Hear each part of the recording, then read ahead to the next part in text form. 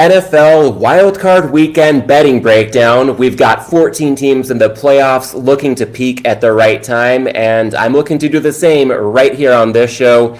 This week's guest definitely going to help us get there, as he always elevates betting content. The one and only Clevta, expert handicapper, founder of cleveanalytics.com, and a must follow on the platform formerly known as Twitter at Clevta. That's Clevta. TA, last time I had you on for the show, it was week one of the regular season. Only fitting to reconnect ahead of week one of the postseason. Welcome back to Props and Hops. Thanks, Matt. Appreciate it. And as always, the season just went by way too fast, and we are looking forward to the playoffs. But the fact that we're down to one game at a time. I was telling someone earlier, it's great to have the wild card weekend, but I like having like 4 or 5 games on together at the same time. I'd much rather do that than just have one at a time. So hopefully we get some good ones. Yeah, it's always nice where 1 or 2 duds don't mean you've got nothing to watch, but hopefully the playoffs bring plenty of excitement in store. And I figure for the purposes of this show, we can just go game by game, talk some bets along the way, have a nice back and forth for all 6 matchups on deck this weekend. So let's go ahead and get to it. First game on the docket, Saturday early window, my beloved Chargers at the Houston Texans. Chargers laying 3, seeing even money out there for the Chargers is the favorite. Extra vig to take the 3 with Houston is the underdog. Total 42.5. And I'll note off the top here, as with all games, lines vary from book to book. So based on what I'm quoting or the banners on the screen here for the audience watching live on YouTube or catching this in video form on Spotify, trying to give consensus odds at the time of this recording, but as always, recommend shopping accordingly. And a spoiler alert here, this is the game I'll have the most on as the resident Chargers fan. So here goes. I'll try not to keep the wind up too long, and TA will see what you want to add or push back on in just a moment here. But this is the one game so far where I feel like I have the most conviction, even though I'm a Chargers fan. Betting aside, and that side is Houston taking the 3 points. I consider it good up to minus 120 or plus 2.5 where those are showing at even money. And I will admit, TA, I had this down before you shared your thoughts yesterday with Cleveland Analytics subscribers. So I'll say my piece and then again turn it over to you for your thoughts as well. Personally, I was floored to see the Chargers laying 3 when this line opened, and I might be missing something because I'm floored that number is still there. I projected a line of Chargers minus 1, and maybe I was selling them short. I know they've got the better quarterback, better coach, better overall team, but laying this number on the road just struck me as a bit of a stretch. I think Adam Chernoff framed it pretty well on his Sunday night episode of the Simple Handicap podcast. This line basically implies the Chargers are 4 to 4.5 points better than Houston on a neutral field. And my takeaway with that is that if you're laying the points here, you're buying awfully high on the Chargers or selling quite low on Houston. And for reference there, this year's Chargers team, a 180 from previous teams who often seem to play to the level of their competition. Under Harbaugh, a much higher floor, but not necessarily a much higher ceiling yet. They've blown out bad teams, and it's been refreshing to see them take care of business when they should. But just 2-5 against playoff teams in the regular season, 0-5 beyond the sweep of Denver, the Broncos being the last team into the AFC playoff field. And I think that when we look at the difficulty of stepping up in class, that 0-5 record outside of the Broncos against playoff teams really highlights things properly. This has been a successful first year for the new regime for the Chargers. I don't want to get that twisted, but first year, nevertheless, under this new regime, I'm just not sure it's there yet. I know that Houston's not a big step up in class, but it's not much of a step down either. I wouldn't be surprised to see this play out like the coin toss games we saw the Chargers play at Arizona, a tough loss on Monday Night Football to your friend Jonathan Gannon and company, and at Atlanta, where they had a close, very fortunate win not so long ago. And then as I round the home stretch on my handicap here, TA, 2 subtle factors I'm not hearing anywhere else, albeit my media consumption has been lagging the last 24 hours, but 2 subtle factors that don't appear to be priced in. 1, a Chargers rest disadvantage between bye week timing and recent travel. If we look at the buys in this game, the Chargers had their bye week 5. That's the earliest possible bye in the NFL this season, and this will mark their 14th straight week with a game. Houston's bye, on the other hand, came week 14. That's the latest possible bye the league offers, so this will only be the Texans' 5th straight week with a game. And with their seating locked up, they also treated last week like a mini bye, whereas the Chargers were all in to leapfrog Pittsburgh for that all important 5 seed and the AFC. And if we look at recent travel on top of that, for the Chargers, this is their third straight road game. They went from the late window last Sunday to the early window this Saturday, so we're also looking at short rest. And to be fair, I think that we want to acknowledge the Chargers have a 2-1 time of possession advantage over their past 2 weeks, so the defense probably going to look about as fresh as possible for a team on its third straight road game. Also, on the other side of the ball, the offense, health, and chemistry seem to be peaking at the right time, but I just think looking at the rest component here, that's one factor that could loom more largely than what we're currently seeing priced in. And the other thing, unfortunately, the fires in LA. It's just been a crazy past couple of days.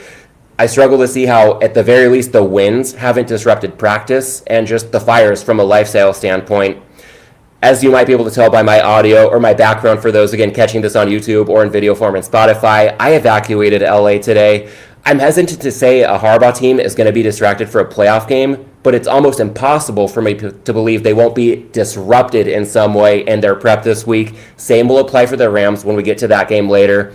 So, TA, I'll turn it over to you here. Overall, I think the Chargers should be favored, and as a fan, I certainly hope they win. But as a bettor, to quote Captain Jack Andrews, laying 3 is just a bridge too far for me. What are your thoughts on this matchup? Yeah, I mean, you hit a lot of the key points that I was thinking about as well.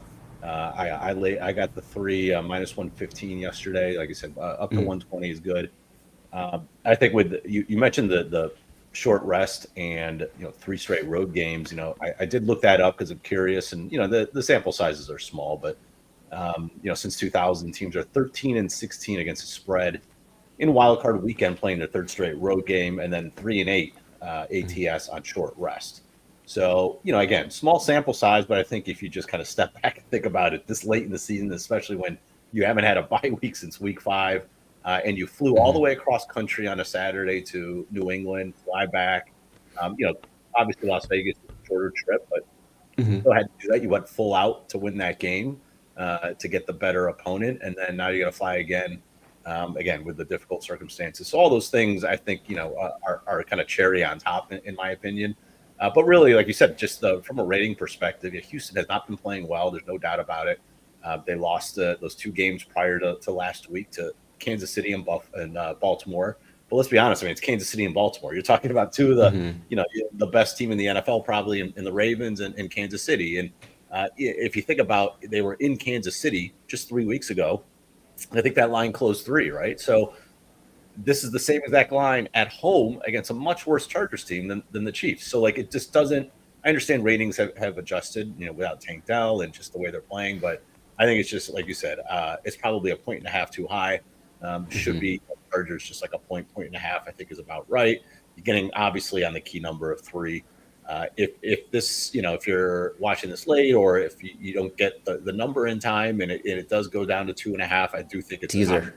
And we'll talk about a good teaser opportunity as well. And look, again, I like to use historical situations just to kind of frame things and kind of just to have that in perspective. But home underdogs and wild card weekend have just been a money-making machine over the last 25 years, and hitting it in the 65% range off the top of my head. So those have always been, it feels like every year we get this where it's kind of 1 or 2 home dogs that nobody wants to touch. And they almost always come out and play well. We saw Houston last year in the same exact spot against the Browns. I think they were getting a point or 2 for my Browns, and they just completely blew out Cleveland. So, just this happens all the time. From a matchup perspective, obviously, I'm more of a matchup guy. I do think it's a positive for Houston. They're struggling on offense. Their defense has been great all year, so I'm not worried about that. And it's not like the Chargers are blowing teams away offensively. Essentially have one weapon in Lad McConkey. You've got Derek Stingley on the back end who can slow him down. Clinton Johnson had a good game, but I'm not necessarily worried about slowing down the Chargers per se, especially with the total this low. I think it's the Houston side of things that they struggle blocking. They can't run the football. They run way too much on early downs. But the Chargers do have a weakness stopping the run. They essentially invite the run. They're terrible in terms of yards after contact. I think 3rd worst in the NFL on a per carry basis. They faced a really easy schedule of opposing running backs when you look at who they faced. So their numbers on the surface don't look nearly as bad. But when you really dig in, I mean, when they faced Bucky Irving, I think he ran for almost 8 yards per carry with Tampa. And Derrick Henry ran for about 6 yards a carry and had a huge game on that Monday night. James Conner ran for about 5.5 yards per carry. So like every time they faced a good running back, they got shredded. And, Mixon is probably not in that class. He's probably a step below, but it just gives Houston opportunity to, get some nice early down runs where they've struggled in the past. They faced the top 5 run schedule too themselves, especially when you talk about teams like Baltimore and Kansas City recently. Even the Titans, those are really good run defenses. I mean, Baltimore's number 1 in the NFL. So that really did hurt their kind of strategy on early downs. It forced C.J. Stroud into a bunch of 3rd and longs, and the offensive line has struggled and they can't block very well. So he's pressing and he's not getting the time to look down the field. So I think from that perspective, from a matchup perspective, I think that caters to what they want to do offensively, and it makes Stroud a little bit more dangerous on those 3rd downs. And like I said, on defense, I think they've got the horses to slow down this. Herbert's been playing well, but it's not like it's a team full of weapons here. So I do think that this matches up fine for Houston as well. So on the key number of 3, I think it's a valuable bet. And as you touched on C.J. Stroud there, I know you're also an Ohio State fan. More on that to come a bit later on as we wrap up this show. But I'm curious for your point of view on Harbaugh's familiarity with Stroud, looking at their time at Michigan and Ohio State respectively, and how much you think that might matter, if at all, in this matchup. Yeah, I don't know. Not much. I think when if you're an Ohio State fan and you watch those Michigan-Ohio State games, I mean, one of them was, on the road in Michigan. It was, not in a blizzard, but it was heavy snow.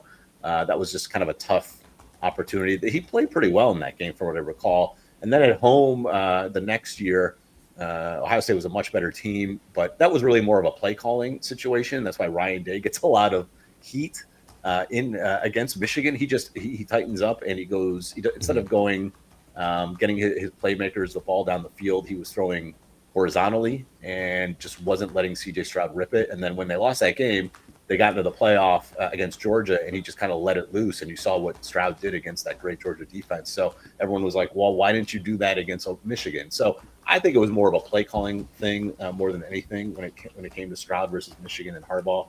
So, Jesse Minter's a really good young coach. And so I do think he's going to game plan well, but I'm not sure it really correlates necessarily about what happened in those Michigan games really to this one, to be honest. I mean, Stroud has struggled, unfortunately, but I think it's more circumstances. He's had happy feet because he's getting so much pressure, and he's just put in so many difficult spots because of the way that the play calling and just the blocking. So I do think it's more circumstance than anything else, but yeah, like I'm not looking for Stroud and the Texans to put up 30 points here. I think this is going to be, if they're going to cover this game, it's going to be a 17-16, 21-20 type of game in order to cover. So they're not looking for a shootout here. All right, and I know that there are going to be some suboptimal circumstances surrounding Stroud, but glad to hear that considering all things, we're still aligned on Houston +3 as far as a side goes in this matchup. TA, I'm also considering 2 props I want to run by you here. The first one might sound a bit peculiar, but hear me out. The Chargers to be the team charged with the first timeout. I'm seeing this at -115 at BetOnline. And I'll speak to some qualitative and quantitative components here. On the qualitative side, this hit my radar with Harbaugh seemingly wasting early game timeouts the last couple of weeks without the offense on the field. If we look at week 17 at New England, Patriots go 3 and out on their opening drive. They're in punt formation. Harbaugh calls a timeout 5 minutes, 20 seconds into the game with his special teams unit on the field. And then this past weekend at Las Vegas, Raiders have a 3rd and 8 on their own 26, less than 5 minutes into the game. And there goes a timeout with the Chargers defense on the field. And I think back to the Manning cast, a recurring theme I've picked up on from Peyton Manning, timeouts are the offenses to use. And contrasting that with Harbaugh, it seems like he has a penchant for calling timeouts regardless of which unit's on the field or how early in a half we may be. On a more quantitative side to back this up, in 16 games I could find a clear result based on play-by-play data. The Chargers were the first team to call timeout 10 times relative to 6 times where the opposition called the first timeout. On top of that, the Chargers called the first timeout in the first quarter 6 times. Their opponents didn't call a game's first timeout once in the first 25 minutes of game time. So on the flip side here, I will note Houston also has 16 games with a clear result per play-by-play data. They were also 10-6 calling the first timeout. But where I see what I think is a meaningful divergence here is that of the 10 games where each team called the first timeout, the Chargers burned it in the first quarter 6 times. Houston did that just once. And the Chargers took a game's first time out after the 2-minute warning in the second quarter only twice, whereas Houston did that 7 times. So overall, I know this is game state dependent. I don't want to encourage anybody to unload on a prop like this, but I feel like if we see a timeout before a 2-minute warning, a pretty clear edge in my book that it's going to be taken by the Chargers. I know this can be a fickle prop, but TA, any thoughts on Chargers, the team to be charged with the first timeout in the range of -115? Yeah, I mean, you've done the work. It sounds like that's all new to me. So, that's good, good detective work. And again, you're a fan, so you probably recognized it and said, what is going on here? So, that is Harbaugh. He's very buttoned up. He doesn't want to make mistakes. So, I can see that happening. Andy Reid's the same way with Kansas City. He does a lot of that as well. So, that is a pattern. I don't think it's kind of an outlier randomness. I think it's kind of just the way they conduct things. And so, yeah, I think based on what you've uncovered, a -115 feels like you've got a higher probability than that to win the bet. So, yeah, solid position. All right, yeah, I appreciate the handicap, and hopefully my fandom can pay off. Aside from me pulling out my hair when timeouts fly off the board in the first quarter, maybe we can at least use it to pad the bankroll in a sense this coming weekend.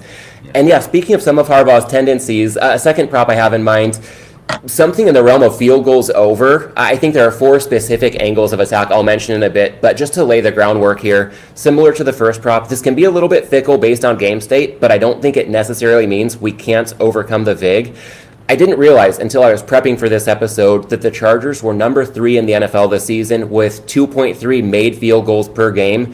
But that also, like the timeout prop, matches my eye test, seeing Harbaugh get awfully conservative in a lot of 4th and short situations.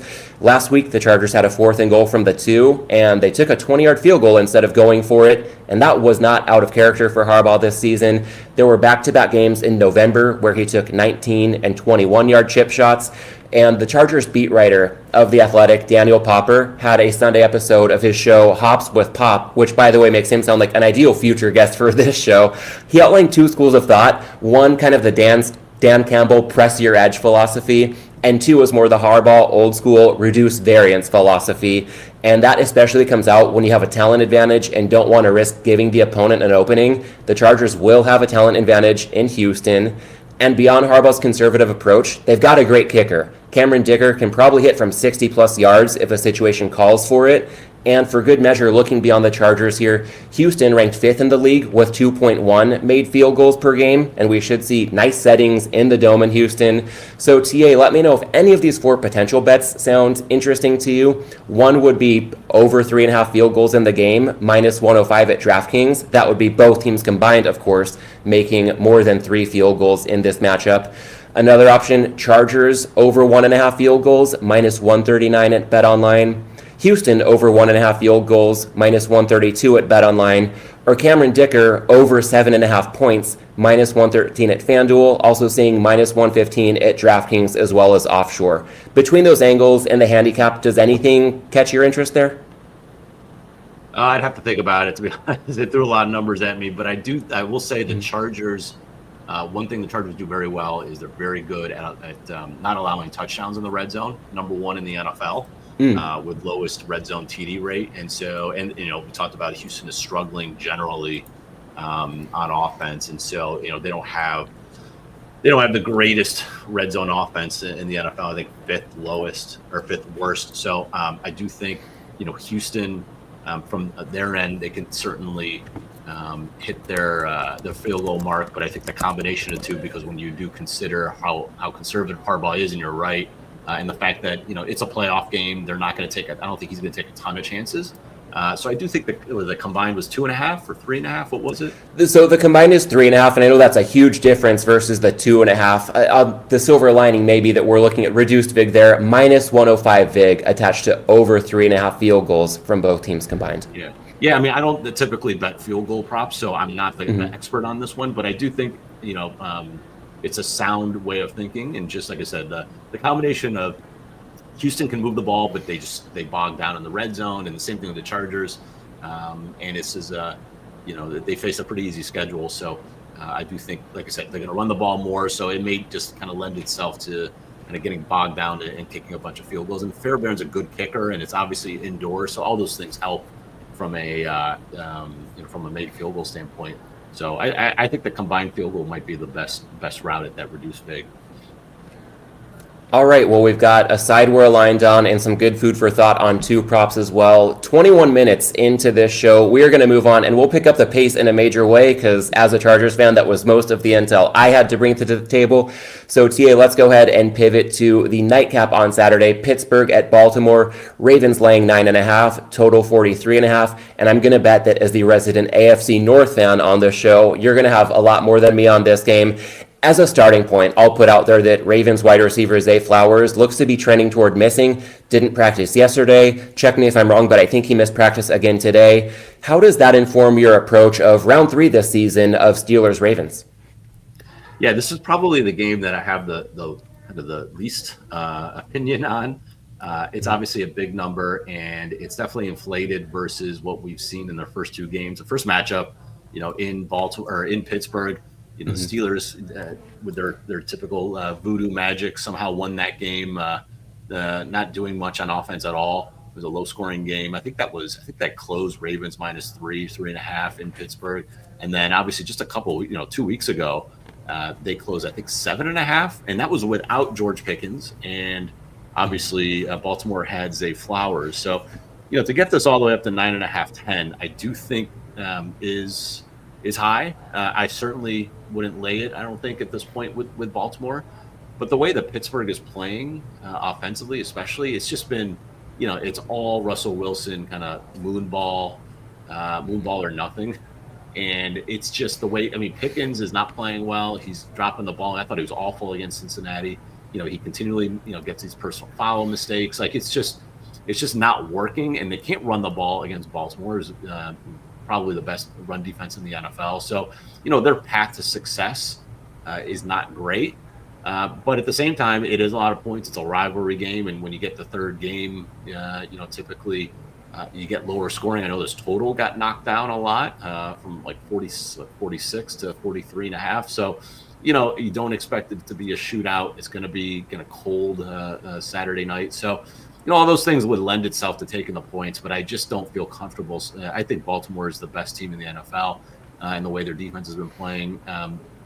I just kind of am going to step back and probably look at the prop market more than anything. I think Zay Flowers does hurt because he is a guy who gets down the field for them. He can take quick screens and create plays. Rashad Bateman had played pretty well last week, so he's going to be the one to step up. I think they'll use Mark Andrews and Isaiah Likely a lot more from that regard. So I do think it's a lower scoring game, but nothing really on the side for me. I just don't see anything. It's just that in division games and wild card weekend at a price this high just feels a little bit much. But I'm not willing to step in front of the Ravens right now with the Steelers team. All right, well, speaking of high prices, we will move right along to Sunday, the early window. Denver at Buffalo. Bills laying 9 points, total of 47. And as a starting point here, TA, kind of a parallel in my mind to the Chargers-Houston game. We're looking at a pretty sizable rest advantage for the home team. For Denver, this will be their 3rd road game in 4 weeks. For Buffalo, the 3rd home game in 4 weeks, the lone exception being last week at New England, which the Bills treated like a mini bye anyway. How much does that impact your handicap on Broncos-Bills? Yeah, not much. I think you can look either way. It would be a rusty or to me, it's more of like if you come off the bye. Usually those teams off the bye that sat guys like Kansas City, you kind of like to fade them in the first half. I know that's been something that I've looked at in the past that, is not a huge sample, but those teams really have started off slow. But just in a situation where, Buffalo sitting starter, I'm not really, it doesn't really mean much to me in that regard. I think, Denver's going to be excited and it's normal rest for them. It's a full week. So, not a big, and they had one. I think they had the latest bye in the NFL. So, To me, that's not an issue. I do think that this game is going to be a sneaky, high-scoring game. I'm doing a little bit more work, and I do think that 47 is a key total. Would like to get some 46.5 if I'm going to take the over, but I do think this has shootout potential. Uh, Both teams obviously have good defenses, but I think Buffalo is kind of sneaky overrated. They have lived off of turnovers. They've actually benefited the most from an EPA perspective on both sides of the ball from turnovers. They've lost the second least amount of EPA from turnovers on offense and gained the second most on defense. This is pretty incredible. They've only fumbled 9 times on offense. It's the lowest in the NFL. But on defense, they've generated 26 fumbles, the most in the NFL. So just kind of net, just a gigantic gap there from a fumble perspective. It's not even recovery. It's just getting the ball on the ground. Offensively, they've only committed 1 turnover in the second half of a close game, so kind of 1-score margin. So, they're hanging onto the ball, and then they're creating turnovers defensively. But if you exclude turnovers, they're 28th out of 32 teams in EPA, which is incredible for an elite team like Buffalo. And when you include, you put turnovers back in there and just kind of look at overall EPA on late downs, third and fourth downs, their defense ranks 29th in EPA. And they face one of the top 10 easiest schedule of opposing offenses. So, it's not like the Broncos are an elite offense, but Bo Nix can make plays. He doesn't take sacks. He's top 10 in lowest pressure to sack ratio. We know how awesome, Buffalo's offense has been. They've scored on everybody. I don't think it matters that Denver's got a top 5 defense. They're scoring on everybody. I mean, they lead the league with 76% of their games. They've exceeded their team total by close to 6 points per game. So the market is not caught up to Buffalo from an offensive point of view. Josh Allen's been awesome. I think, they can make plays on this Denver defense that plays a lot of man coverage, and Josh Allen's been awesome against man, and he can obviously run the ball. He's mobile. Whenever you get backs turned, he can really take advantage. We saw that against Detroit as well. And Denver's defense has been, they've essentially been bullies against bad teams, but against when they've stepped up against the best quarterbacks that they've faced, and they faced the 5th easiest schedule of opposing offenses based on EPA. But Lamar Jackson, Joe Burrow, and Justin Herbert, probably the better quarterbacks on the best offenses that they faced this year, all 3 generated an EPA of at least 0.350, which is a pretty high number. Success rate of at least 63%, which is really high. All of those ranked as a top 4 game from an EPA and success rate perspective for each of those quarterbacks all season. So they were not able to slow down the better quarterbacks. And so I do think that this does set itself up to be the weather's supposed to be good too for Buffalo. No wind, maybe a little cold, but nothing crazy. So, I do think Bo Nix, when you have to kind of go back and forth, we saw it in the Cincinnati game. He can make plays down the field. Marvin Mims has been kind of an rated guy recently, a weapon down the field, and he could run the ball too. So he'll put some pressure on this defense. I think it's going to be a shootout. And, in that case, I do think Denver has a chance to cover, but I'm more interested in the total than looking at the side, because I just think that, both offenses will have the ability to create against these defenses. And I do think both defenses are a little bit overrated. I recall you mentioning 47 as a key number when we're looking at totals. So if this game is about to kick off and we're still seeing 47, do you go ahead and pull the trigger at post, or are you looking for 46.5 to go ahead and get in play? It has bounced around. I have seen some 46.5s.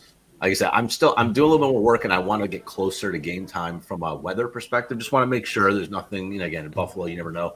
So just want to make sure there's no wind impact. But I think 47 is kind of I wouldn't take 47.5. Like once you get, that is a key total. So to me, it's 47 or below. If it's Friday and it's still 47, I think it's perfectly fine I wouldn't wait till kickoff, but I think, at 47 Friday, I think before the real big money comes in, I think it's probably fine to take at that point. But, wouldn't mind a 46.5 at, a 110 or 115. So we'll see. Like I said, I'm still doing a little bit more work. I kind of take my time with some of these matchups, unless I have a real strong conviction on a key line, like a 3 with the Houston, for example. I do like to make sure I have all my work done from a matchup perspective to make sure I'm not missing anything. And it is a rookie quarterback on the road, making his debut. That's always something in the back of my mind. You don't needing a lot of points with a rookie in his rookie in his first start,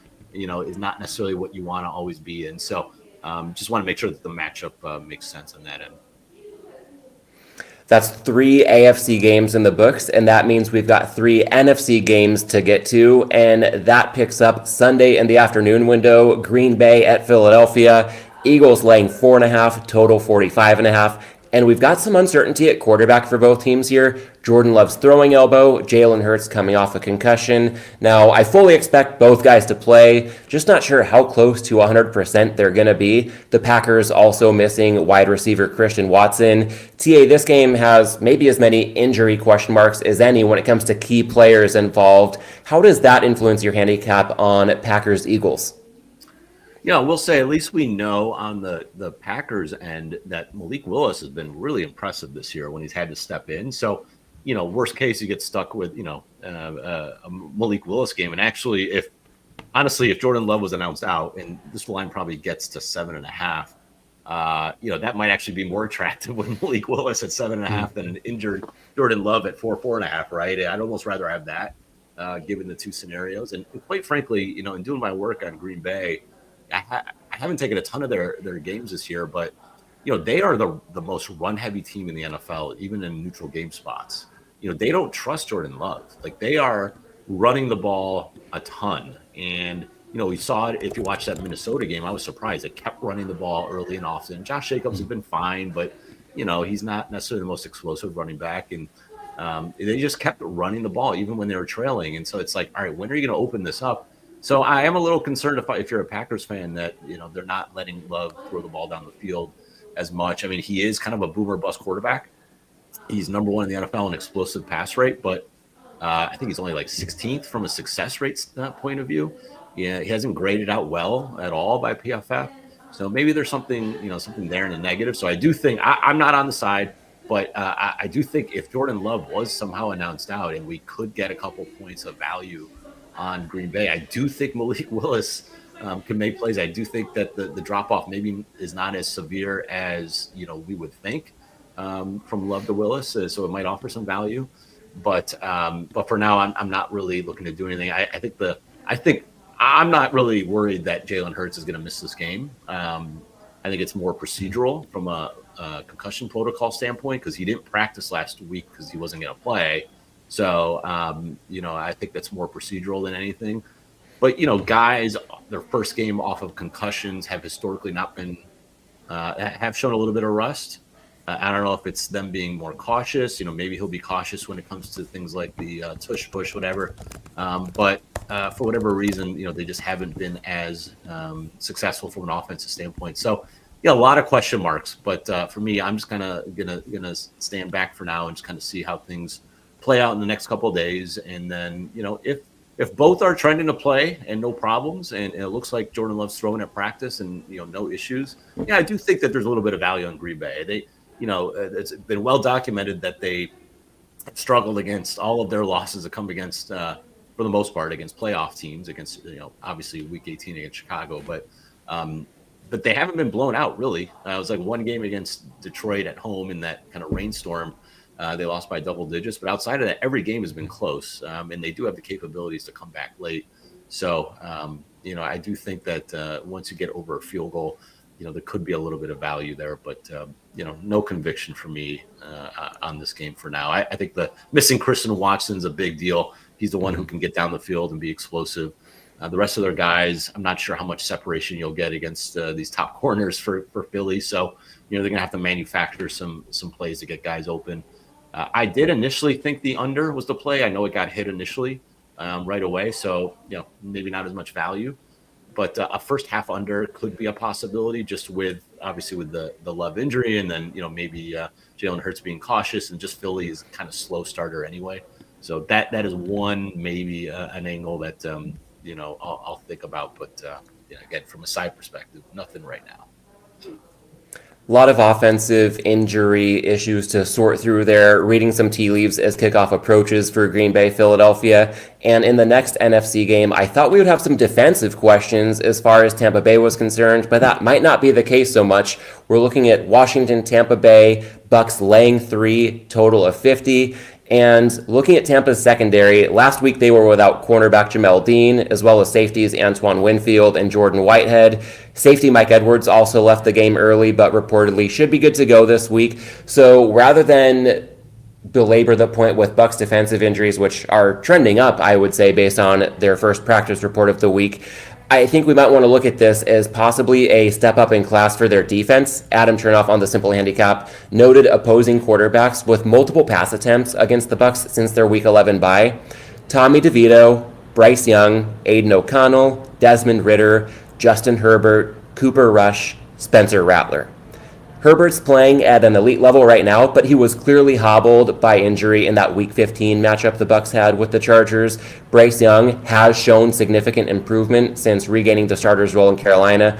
Beyond that, not exactly murderer's row when we run down that list of quarterbacks. I guess a silver lining for Tampa Bay to look at the flip side, you touch on it with Broncos Bills. We have a history of rookie quarterbacks struggling on the road in playoff debuts, and Todd Bowles' aggression could really magnify that when we look at what Jaden Daniels is going to be up against. So TA is the starting point. How do you look at the Washington offense against the Tampa Bay defense and any potential impact that could have on this game's total? Yeah, I mean, I'm on the under 50.5. I think 50 is a good number still. And for me, it was more of I got in early. I didn't think, the Tampa looked bad against the Saints, obviously, and like you said, they played some easy quarterbacks. Antoine Winfield's been gone for about a month. Like I said, he should be back this week. Jamel Dean is their top corner. I think they sat because you're 13.5, 14-point favorite against Spencer Rattler. They probably figured like we can win without those guys. And they didn't look great, but I think those guys are going to play. It's going to make a big difference. And then for me, their elite run defense has been the story here. I mean, with Vita Vea back in the middle of this defense, they've been the number one rush defense in the last half of the season. And against this Washington offense, which was elite to start the year, they're still they're fine. They're kind of in the 10 to 15 range. I think they're 15th in EPA and 10th in success rate since week 10. So solid, but not at the level that we saw early in the year when they weren't even punting, right? I think defenses have adjusted. Jaden Daniels has been great, but they're a very run-heavy offense. They ranked 9th in neutral game pass. Well, they ranked 9th in neutral game pass rate in the first 12 weeks of the year, and then since then they're just 26 in the final 6 weeks. So they're running the ball a lot more. They're not pushing the ball down the field at all. In fact, they have the lowest explosive pass rate in the NFL in the last 6 weeks. So, and besides Terry McLaurin, they really don't have anybody else to get the ball down the field. No reliable receivers. You have Zach Ertz, older, slower tight end. So it's been a lot of, first, second down, not much happening. Jaden Daniels, make a play with their feet on third down, right? Which is fine, but that's not really the most sustainable offense in the world. And for me, like from an under perspective, that will chew the clock out. And I do think that, Todd Bowles will obviously have a good game plan against a rookie quarterback. He had a good game plan the first time around. I was actually on Washington in the opener, and they just didn't let him throw the ball down the field much. But I thought Todd Bowles had a good game plan then. So, give him the coaching advantage for sure over Cliff Kingsbury from that perspective. So, and again, with the nerds, you just never know. And this is a playoff game. And I know this is kind of narrative-y, but you got a rookie quarterback on the road at night in a tough playoff spot. It's 50 points is a lot to ask for teams to score. Whenever you see these kind of outdoor games, whether it's good weather or not, outdoor games with a total this high have typically gone under. I think since 2000, it's 13 of 15 outdoor games in Wild Card Weekend, above 48 or have gone under. This just not. It just happens every year. We just see it, more game planning, more jitters, teams get tight. This happens all the time. So I think from a numbers perspective, I made it 49, and from a regular season game perspective, but then when you add in some of the playoff factors, I do think, squeeze a little bit more value there. And then the other side of the ball, Baker Mayfield's been great. But he has turned the ball over a lot. He's, his turnover worthy play rate is one of the highest in the league. Mike Evans, we should see Marshawn Lattimore back. That would be a huge addition, especially kind of his rivalry with Mike Evans. That will make things pretty interesting. That they go all the way back from the Tampa, New Orleans days. So if he's back there, you've got a guy who can kind of not maybe shut down, but at least can be on Mike Evans and feel comfortable there. That is their big weaknesses in the secondary. The Washington defense has not been great at all, but Dan Quinn's a good coordinator, and I do think that, like I said, I think Tampa wins. I think Tampa covers. So I have more faith in their offense in this matchup than I do Washington. But Tampa's faced the single easiest schedule of opposing defenses over the last 2 months. Go look at their schedule. It's been Carolina twice. It's the Saints. It's been Atlanta, the Giants. Like the Raiders. Like they have faced a bunch of nobodies defensively. So Washington's not great, but they're certainly better than those teams. So I do think some of those numbers are inflated from a perspective of Tampa. But yeah, like I said, it's a little scary taking under against these teams and these quarterbacks. But I just think that in a playoff setting, it's more conducive to an under here. That's 5 wild card weekend game breakdowns in the books, 1 to go, and that takes us to Monday Night Football, Minnesota at the Rams. We're seeing a line of pick'em right now, total 47.5. TA, I've got one prop I'm considering that I'll run by you, but first want to hear your thoughts from this matchup more broadly. Any initial inklings when we look at the side or the total in Vikings-Rams? Yeah, I agree that the initial open, I think it was Minnesota -3, right? That was I don't know if we saw 3, but it was probably 2.5. I think the look ahead, I think was 3, like the hypothetical. Okay, yes, that makes sense. So I think that was a little high, but I do think we've gone a little bit overboard with the Rams here. With the Rams love, feels like everybody's on the Rams right now, and that's pushed this number down. I think a little recency bias, and it's a combination of what we saw Sunday night with Sam Darnold in this Vikings offense, and the fact that the Rams beat the Vikings the first time around. I think the kind of the general market is siding with the Rams because of those things, and I get it. I think that the takeaway for me on Sunday night is guys were open. Like Justin Jefferson was open a bunch. Jordan Addison was open. Darnold has made those throws all year long. It was just he had the juices flowing. It was a hyped up game, and he just missed. And I don't know, just to assume that's going to happen again every time. I think is mistaken. The Vikings moved up and down the field. It was just obviously just the red zone situation that hurt them, and the fact that Detroit, give Aaron Glenn credit, they blitzed the hell out of Darnold. It felt like every single drop back he had guys in his face. That was something that was a tendency breaker, and he wasn't ready for it, and it sped him up a little bit. They're going to be ready for it now. Like that is something he's not going to be caught off guard if the Rams do that. But the Rams don't blitz, and this is not their nature. They're not nearly as aggressive as Aaron Glenn in this Lions defense. The Lions have, the Anzalone coming back was very helpful. Hawkinson, I loved Hawkinson props Sunday night, and he had a great matchup. Just he kills man coverage, and he got targeted a lot. You saw that, and he probably would have hit his prop on one throw down the seam. Would have been like a 40-50 yard play, but Darnold was a little high. But Anzalone did a great job on him. He blanketed Hawkinson. You don't see that very often, and the Rams don't have anybody to do that. I think that they're going to move the ball on this Rams team. The Rams are dead last in EPA per target against outside receivers. Not good against Justin Jefferson and Jordan Addison. I think last time around, that was a weird look. It was a short week on the road for Minnesota. They'd just come off a tough game against Detroit. A heartbreaking game. Is a weird spot in that situation. That's not we've heard all the stuff about whether you believe it's true or not. The post Lions, ATS records, like those are pretty random. But I do think the Lions do beat you up and do it on a short week. That's a tough spot. This is normal rest. Actually, this is extra rest. So it'll be a little bit better from a stamina perspective. I think the situation's a little bit better.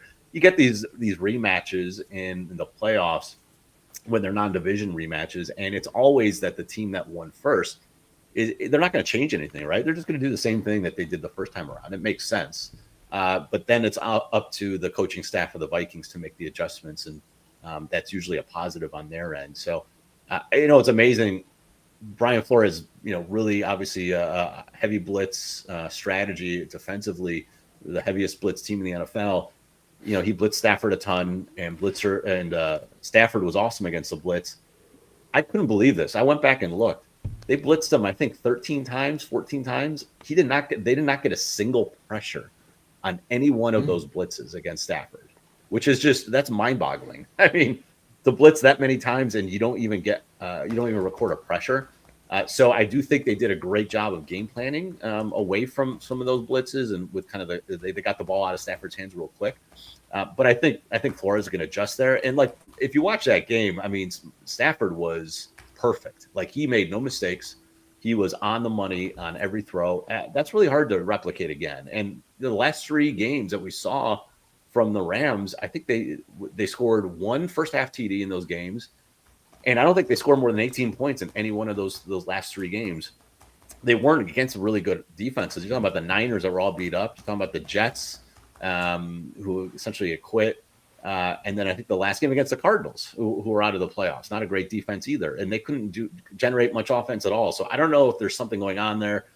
Stafford's just maybe not on his game. But, he needed a perfect game last time to beat Minnesota. And I think with the little extra time to prep for the Vikings this week, they'll be ready, and I think that their receivers are just too good for this LA defense. I do think that it'll be a good game. I could understand if you wanted to tease the Rams to get it over a touchdown. If it's at 1.5, I totally think that makes sense if that's what you want to do. But I do think there's some value for me at this point on Minnesota. I'm just waiting to see maybe we can get a pick 'em.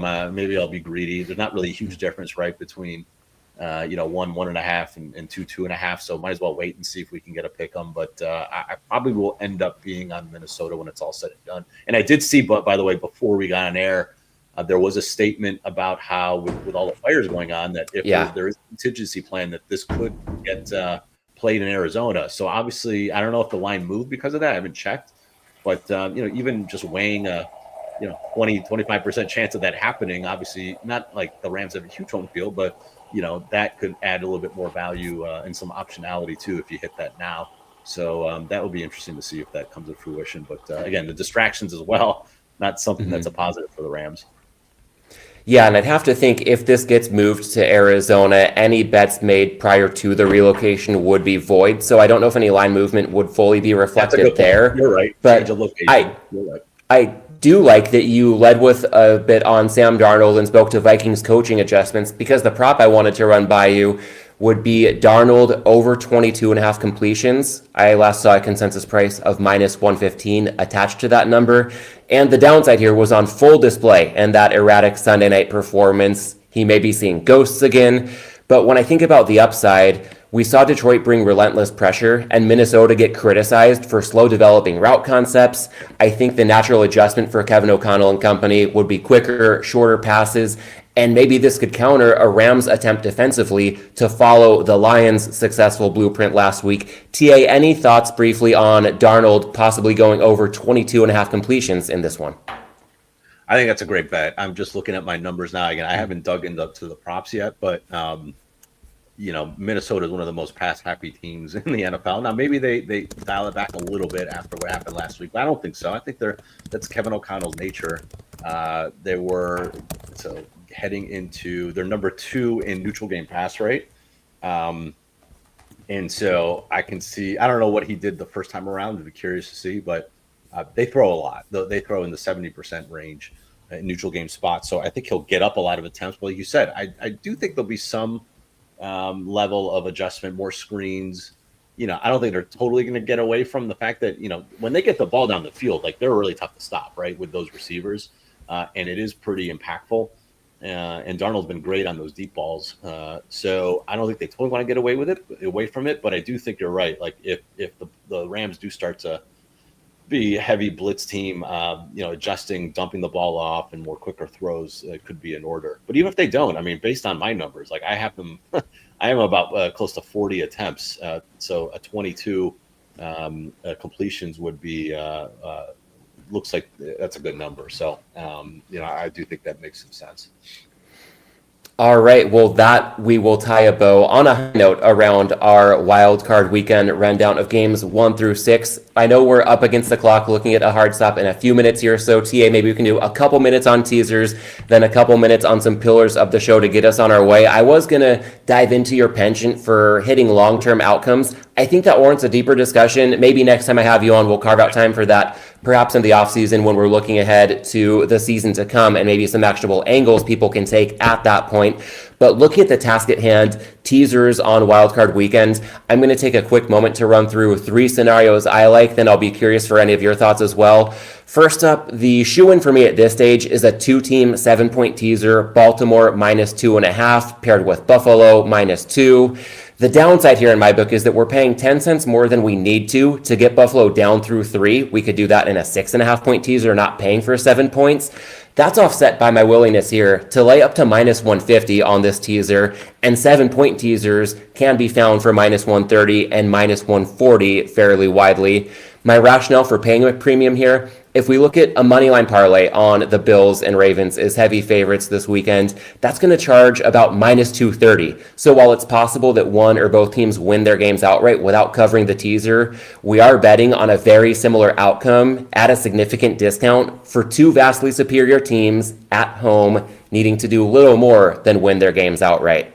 Now, with the games being staggered, as you alluded to off the top, if Baltimore does somehow falter, all hope isn't lost with Buffalo. I would be pretty quick to pair Buffalo in a 2-team 6.5-point teaser with whoever's catching +1 in Minnesota at the Rams. That teaser, 6.5 points, -130 or better. We're crossing obvious key numbers in 3 and 7, and I think that with the Rams-Vikings game being a pretty true toss-up, I think of Steve Fezzik's notion to let the books tell us who to tease, asking either team to simply keep it close, if not win that last game of the slate outright. And lastly here, if somebody wants to tease Minnesota or the Rams with Buffalo, and Buffalo doesn't come through, or otherwise that last game of the weekend is about to kick off and you have no teaser exposure as the Rams and Vikings are set to get underway, I think either team being teased up to +7.5 would likely be an appealing 6.5-point teaser leg to pair with a divisional game where we'd be looking for a 1-point underdog or a 9-point favorite. Both AFC divisional round matchups will be known prior to Minnesota and the Rams kicking off. And if Philadelphia and Tampa Bay win on Sunday, we know that's going to be an NFC divisional round matchup as well, leaving the Rams-Vikings winner to play at Detroit. I think the most likely legs in the divisional round that would fit this angle would be Kansas City if they're hosting Houston, Buffalo if they're hosting Houston, the Ravens if they're at the Bills, or the Eagles if they're hosting Tampa Bay. TA, I recall from our week 1 conversation that teasers haven't been kind to you in recent seasons, so they're not as much a part of your arsenal these days. That said, the market much more efficient now than it was entering the first week of the regular season, and that market efficiency can be our best friend for teasers, as those are bets inherently against variance. Any thoughts on these angles or anything else when it comes to teasers for wildcard weekend?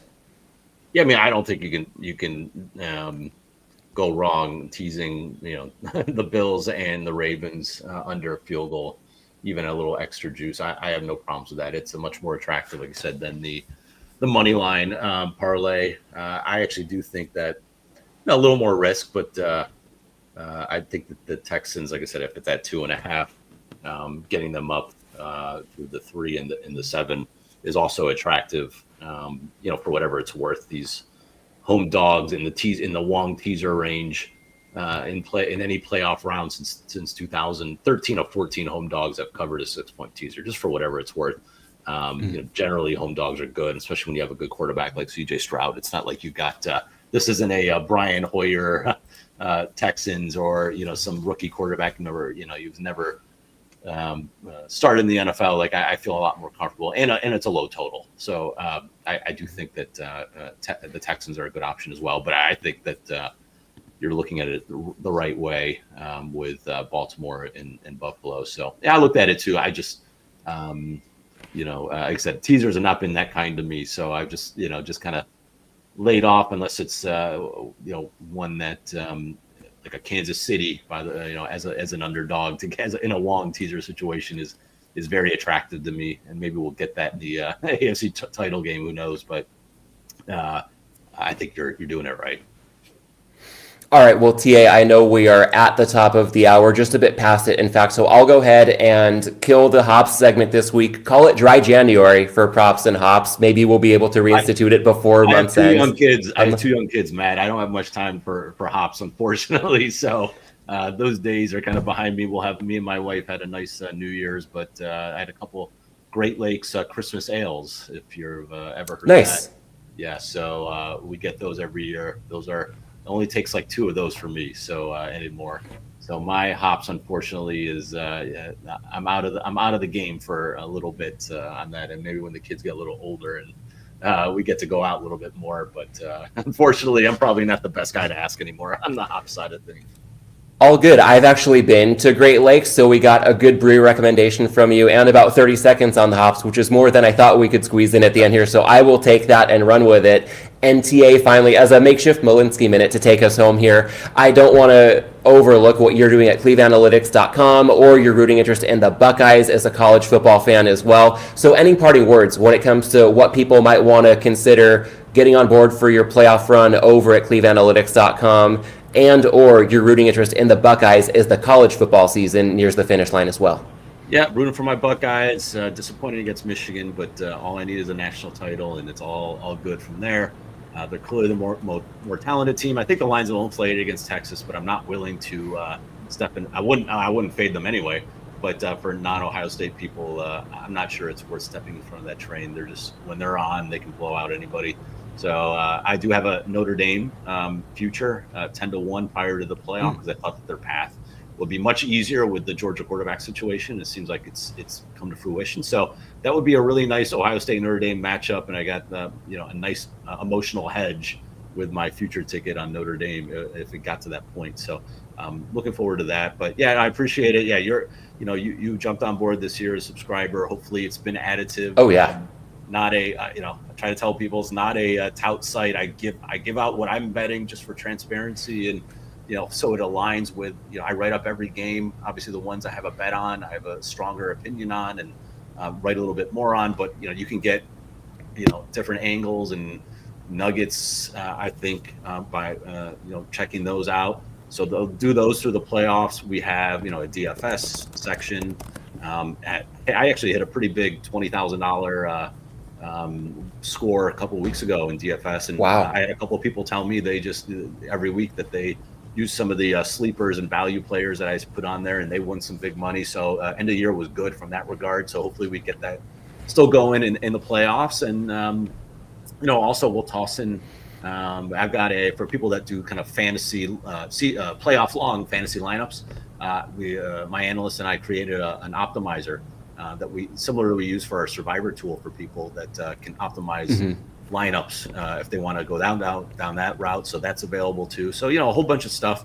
We've got stats and different search tools and kind of a little bit of everything for everybody. So if interested, check out Cleve Analytics, and it's open for the throughout the playoffs and through the Super Bowl. So check it out, and I'll be sending out a playoff preview, kind of a condensed version of my off-season preview. What kind of one-page quick hitters on with a couple bullets for each team in the playoffs here. Hopefully by tomorrow morning. So I'm going to be once I get off the phone with you. Put my daughter to bed, and then gonna hopefully wrap that up and get that out tomorrow. So keep an eye on that on Twitter as well.